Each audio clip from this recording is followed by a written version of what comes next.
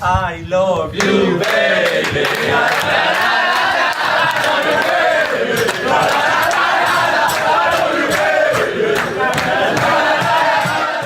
What's going on, everyone? Welcome back to the channel. So I'm here, Austin. For you guys today, I have the match preview for our match against Orlando City Soccer Club, formerly known as the Austin Aztecs, live from Interco Stadium in Orlando, Florida, Saturday at 6:30 p.m. Central Time. To kick us off, let's take a look at our opponents on the night, Orlando City. In their last MLS game last Saturday, the Florida side lost 2-0 at Atlanta, their third loss of the season, leaving them sitting second to last in the Eastern Conference in 14th place. Orlando have only picked up 1 point in their first 4 games of the season, making it, similarly to Austin, their worst start to a season in their club history. But again, like Austin, the numbers don't tell the whole story. Orlando haven't played terrible like their stats reflect. They will still be a dangerous team on the night. And again, like us, they will be fighting for their first 3 points of the season. But if we are talking about dangerous, let's take a quick look at Orlando's danger men to look out for on Saturday. And for that, it has to be none other than Colombia's Luis Muriel. We all know about the former Atalanta striker's European pedigree. The forward, before joining Orlando this past transfer window, had spent 14 years in Europe, with him in his last club, Atalanta, enjoying success and goals. Although he hasn't hit the ground running yet in Florida, he will still be one to watch for. He's a proven goal scorer. But if we do move on to the rest of their team, Orlando is without 7 players due to international call-ups, with the most notable ones being Facundo Torres, arguably the club's best player at the moment.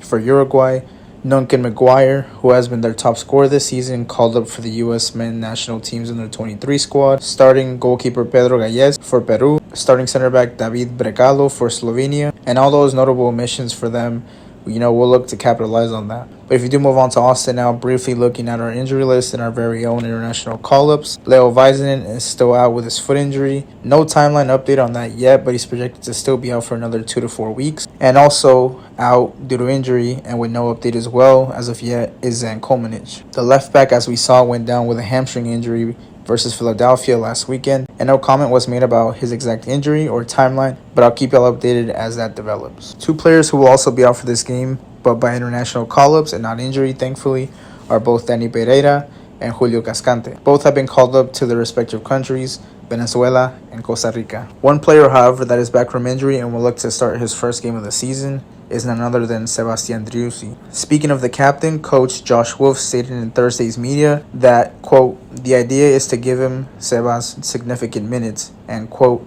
he's in a good spot to start. Can he go 45? Can he go 60? We'll see, but I'll continue to have that conversation with Seba, end quote. All signs point to our number 10 basically being back in the team for good, although clearly not for the full 90, but it's a big boost to be able to count on the Argentinian from the start of the game. Because if we do now look at our potential starting lineup on the night, here's my prediction. In goal, of course, Brad Stewart starts, our best and most consistent player so far this season. We'll see what Orlando throws at him, but again, I don't think any of us have any doubt he'll be one of, if not our most important player on the night, as per usual. And our back line on the left, with his second start of the season, all but confirmed after Kolmanic's injury, Guilherme Viro looks to start. After a first half to forget against Philadelphia Union, he was pulled at halftime, but did have some decent moments in an otherwise poor performance. He will hopefully look to improve massively against Orlando and should look to try and cement his spot there at left back, while Kolmanic is still out. In the middle of the fence, Matt Hedges will definitely start and will have a new partner, with Julio Cascante being out for this match as mentioned, and I think Alexander Ring will be the man deployed to fill the void. Brendan Hines-Ike is available in that position and has been for a couple weeks now, but having only played 1 minute so far this season, coming off the bench against St. Louis, I don't think he'll be ready to start. I do, however, think we will see him off the bench at some point if and possibly when Ring is subbed off or moved back to midfield at any point. On the right, I predict John Gallagher to start once again. The Irishman had a great game against Philadelphia, even getting himself the go-ahead goal and making the latest MLS Team of the Match Day starting 11. There's a chance we could see Gallagher start on the left instead of Vito, with either Hector Jimenez, who was great against Philly, off the bench, or even Owen Wolf or Ethan Finley starting on that right back spot, but again, it's unlikely. Moving on to midfield, I think we'll definitely see Johan Valencia start once again. He was not his very best against Philadelphia, but I think in a game like this, against a tough Orlando side, he'll start alongside Owen Wolf. With Ring predicted by me, of course, to start at center back and Danny out for international duty, we're light in the midfield department, so I think Owen will start there. Owen has been slightly improved since his first couple games/minutes of this season, so we'll have to be on his A game for, again, what I think will be a rough and and tough Orlando midfield and team. Moving on to our front four, as mentioned, Driussi looks all but confirmed, set to start this game again, his first of the season. I think he didn't look 100% ready and sharp when he came on last week against Philadelphia, but after a full week of training and as we know on his day, which could be very well against Orlando, I think he'll be our key player on the night,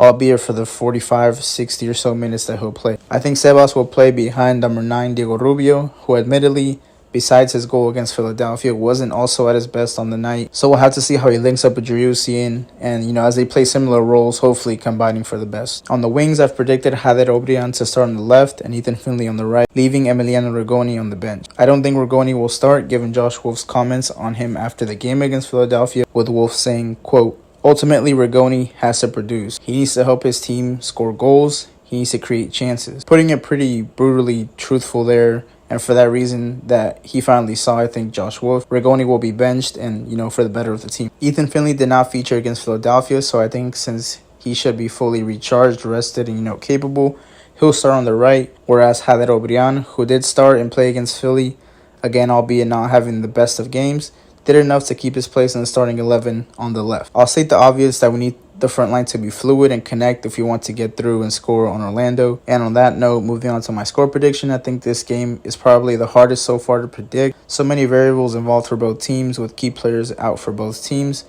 notably for Orlando City, but a lot to prove for Austin as well. My score prediction is, fuck it, you know what, let's go a little crazy. I think Austin FC 3, Orlando 2 on the night. I think with Cascante being out of our back line, we won't be as strong defensively, so we'll concede 1 or 2 goals. But with Driussi back, we'll score 2, maybe 3 of our own. And yes, it's very wishful thinking, but, let's not lose hope. But that does wrap up this match preview, guys. Comment y'all's thoughts and opinions on this match. From your starting 11 prediction to your score prediction, what impact at all you think Driussi will have, how we'll play on the night. All that, let me know down below. That is all from me, y'all. Thank you so much for watching and listening to me. It truly does mean a lot. And I hope to come back and give y'all a positive match review. This time for real with 3 points. But do like, subscribe, share, all that good stuff if you did enjoy. And I'll catch y'all in the next one.